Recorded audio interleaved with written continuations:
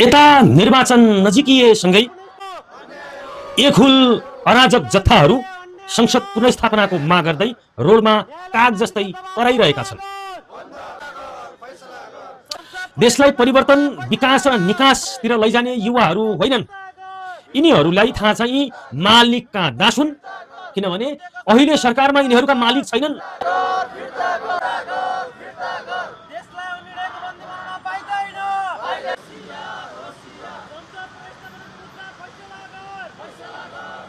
भविष्यमै जुन संसद पुनर्स्थापनाको मुद्दा अदालतले हेर्दैछ त्यसको सांकेतिक रूपमा सरकारबाट माथिबाट हड्डी फ्याँक्न बन्द भएको छ अनि तलबाट तिनीहरूले त्यो हड्डी उठाउँदै चुस्दै गरेका थिए।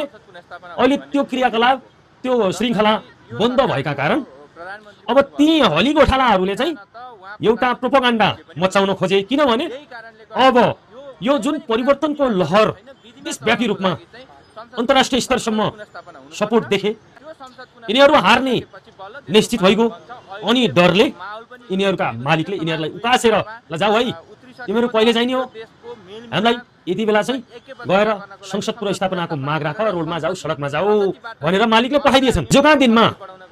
हिजोका दिनमा भदौ 23 र 24 को अवस्था अझै त्यो जर्जर नै छ।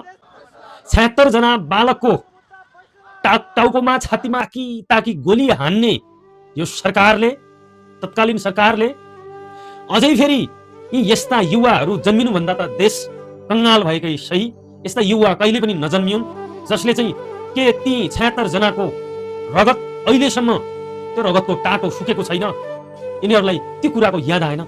अझ त्यही संसद पुनर्स्थापनाको माग गर्ने, अझ फेरि त्यही सरकारलाई बिउताउने, सरकारबाट हरेक कुराहरू के भन्छन् हुन्छन् रे, के हुन्छ यो बेलासम्म यतिका सरकार भए के भएका थिए। त्यही भएर युवाहरू अब संसद पुनर्स्थापनाको विरुद्धमा हामीले पनि आवाज उठाउनु पर्छ है। संसद पुनर्स्थापना गर्न पाइँदैन भनेर यदि बेला संसद पुनर्स्थापना हुन्छ भने देशमा भदौ 23 र 24 भन्दा भयानक अवस्था सिर्जना हुनेछ, त्यो आउनेछ। त्यही भएर संसद पुनर्स्थापनाको सपना नदेख्नुस्, नगर्नुस्, तर चुनावको लागि तयारी अवस्थामा बस्नुस्।